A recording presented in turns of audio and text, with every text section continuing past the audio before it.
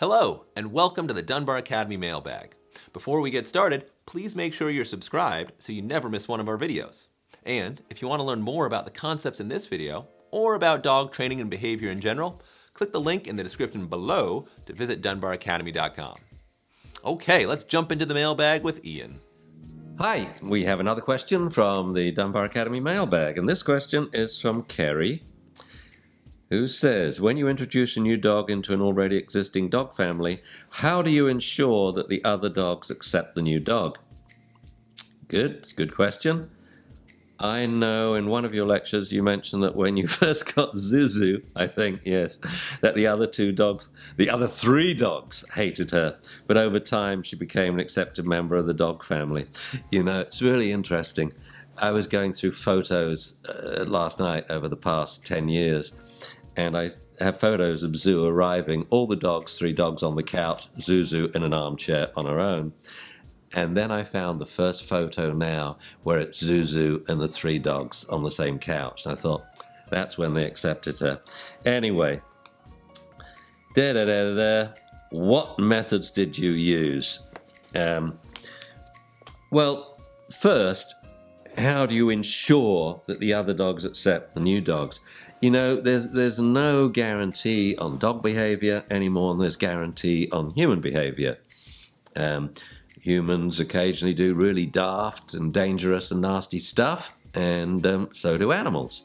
By and large, though, by living with a human, you know they've got a pretty good temperament. When they lose their temper, they can do so without causing harm. That's good. It's okay to have disagreements, maybe lose your temper. It's not okay to cause harm.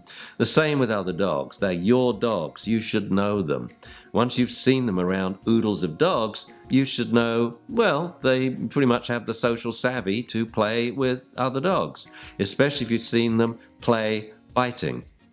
In Zuzu's case, that's what we insisted on. We drove halfway between Seattle to a dog park in southern Oregon, and we met her in a dog park. Well, we got there early to watch her play, and I saw her play with oodles of dogs, probably about 100, before we even let the owners know we were there.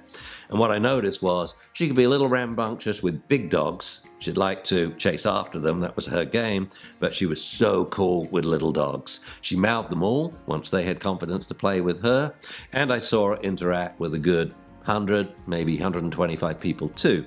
So we got a pretty good take on the dog's temperament right there in just a 1-hour observational behavioral test. So you should know your dogs, and you should have seen them around other dogs, especially little dogs and puppies. I mean, one of the luxuries we enjoy about our dogs, like the big bad ones, you know, Ivan, the Rottweiler, Phoenix, the Malamute, moving up to Dune, the American Bulldog, you know, and the Claude, the monster, you know, Rottie hound cross, were all so cool with dogs. So cool with dogs. We knew that. We'd seen so many times. So why would we inspect anything that would go wrong?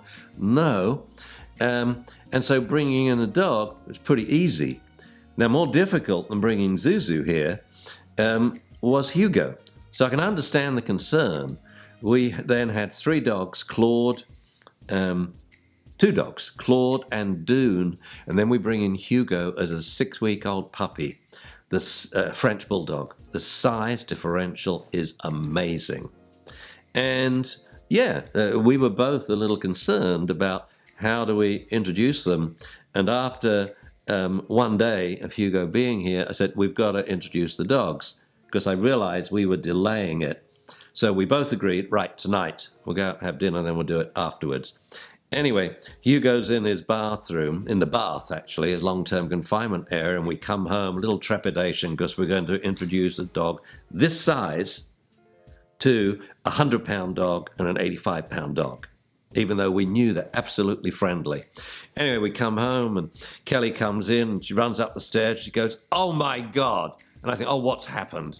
I'm imagining blood everywhere. I go running up the stairs, and Kelly's standing there on the intermediate landing, looking at our 3 dogs, Claude, Dune, and little Hugo, saying, hey, look who I found, my 2 brothers. Now, how he got out of the bathroom, we don't know. How he got out of the bath, we don't know. It must have been Dune did it.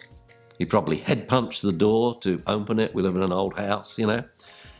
And then he either picked Hugo out, or I would imagine he got in the bath and laid down, and then Hugo used him as a step ladder. But that's how we introduced them, and that was it. From then on, when Hugo was not in his confinement area, they were always together. With Zeus, it was easy. She was a big dog, but they hated her. What methods did we use? Oh, mega classical conditioning. I thought Claude just didn't like her. Dune didn't like her, but they liked the fact she was female. Hugo just hated her. I thought he was going to have a heart attack, you know. Ah! So we started classical conditioning 50 yards away. And we are just feeding Hugo. It's probably 150 treats in the first session. And day after day, it took about a week, we could get them closer and closer. So now we were on walks with Zuzu on leash, so she didn't annoy Hugo. And Hugo didn't like the fact she was there, but he wasn't reacting anymore. But we still got lots to do, so we would walk and put Hugo on leash too. We'd walk side by side, then walk a distance apart. Walk side by side, distance apart. If we're a distance apart, we would ignore Hugo. When Zuzu comes in close, we praise him and offer him treats. I mean, he just got the idea so quickly that I actually like it when Zuzu's close, because then my owners are pretty loose with the treats. So number one, you got to stop the dogs reacting. Shush, sit. 2 very simple commands. Make it easy for the process to happen so the dogs are not bouncing around, so they're sitting still for the other dogs to come up and sniff. And then 2, you've got to make sure the other dogs like them. And this is where you need the insight into the dog's brain.